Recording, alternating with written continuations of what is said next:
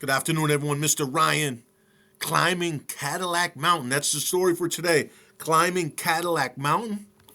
The vocab, there's three of them: exertion, illuminate, and summit. Let's hear it out.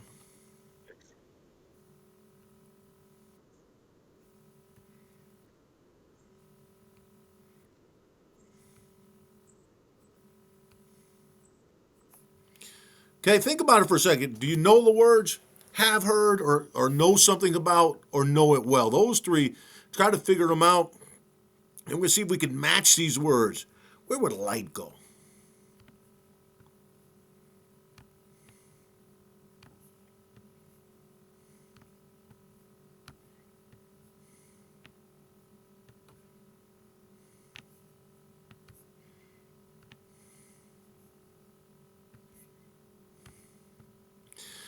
You can kind of see. Hey, go back to that. So quickly, these are the three words: exertion, which means effort, pains, or labor. Illuminate, same as light, to lighten, to brighten. Summit is the tip, the apex.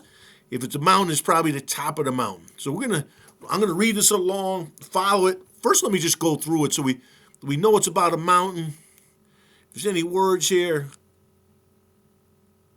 Jordan, there's some characters. Summit, we got exertion, we got hiking trails, we got a journey, we got the sunrise, we got a jagged line, so let's get going. Follow along. When I'm reading, put your eyes on the word. We went over the vocab. Follow along. You could play this multiple times for fluency. Listen to it multiple times, or you can listen to it once and then turn off the volume and you read it independently and then answer those questions. But thank you so much. Let's go. Aaron shivered at the bottom of the summit as a cool breeze rushed by him. The moon was still in the sky, but lowered each minute to make room for the sun in the early hours of the morning. He tilted his head back to view the highest point of the peak. He could hardly imagine himself and his friends at the top. Ready, everyone? Jordan asked.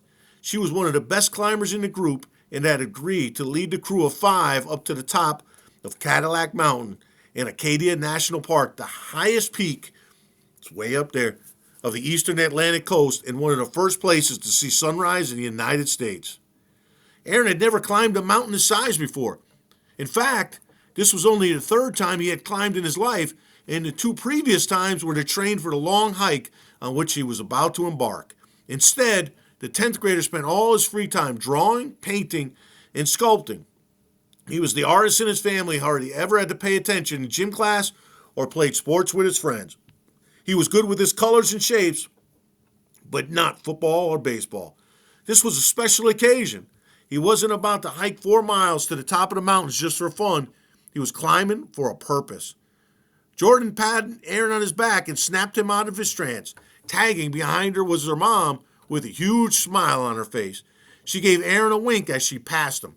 Aaron grew up with Jordan and her family, forming a close bond with them after a 5-year-old Jordan walked over to Aaron and asked him to teach her how to make a paper airplane. Aaron referred to Jordan's mom as Aunt Patty, since she was like a second mom to him. Patty and Jordan were both extremely athletic. Jordan was the star of her high school track team, while Patty was an active mountaineer. She had hiked up some of the tallest peaks in America. Climbing Cadillac Mountain had been a dream of hers ever since she was in college, and she started to partake in the sport. That means participate in the sport. I don't know why they don't say that. Partake. Despite their differences, Jordan and Aaron remained friends growing up, each teaching the other their strengths. But when Patty was diagnosed with cancer a few years prior, she thought she would never be able to climb again. Although she never gave up hope for a full recovery, she was constantly nervous that she would never again feel the spine, tingling satisfaction of standing on top of a mountain. Her friends and family banded together and climbed various peaks to raise money to pay for her treatment, which Aaron participated in as well. Their first trip was to the Adirondacks, where a group of 12 Patty supporters hiked up a small summit. Aaron had never done something so strenuous, so despite the short distance, he struggled. His chest burned and his muscles screamed out in protest against the exertion. He had never been comfortable with athletic activity and found comfort only in his art studio. But when he found out about Patty's illness, he knew he would do anything to help her recover. So he began to train and climb his second mountain. He explored different paths in his neighborhood and trekked through the local hikes in preparation for the next journey. He went on short runs, building up his tolerance for physical activity. When the group made their second mountaineering trip, he felt much more prepared. Shortly after, they returned from the journey, which helped to raise nearly $3,000 for Patty's hospital bills. Patty went into remission. Erin and her family threw multiple parties to celebrate her health, but all she wanted to do was climb again. Everyone, let's get moving. We don't want to miss the sunrise, Jordan called out in front of the pack. Jordan, Patty, Erin, and Patty's two friends picked up their pace and followed Jordan's orders, each walking in silence. They were all thinking about what had brought them to the park and kept glancing over at Patty to see if she was doing all right. But she marched on ahead at a steady tempo, thrilling to be back in her element. Erin fell to the back of the group to take in his surroundings, the blanket of deep green trees below, the gray rocks that formed a jagged line across the horizon, and the blue sky brightening with each passing minute. Finally, out of breath, the group reached the top of the peak, checked their watch.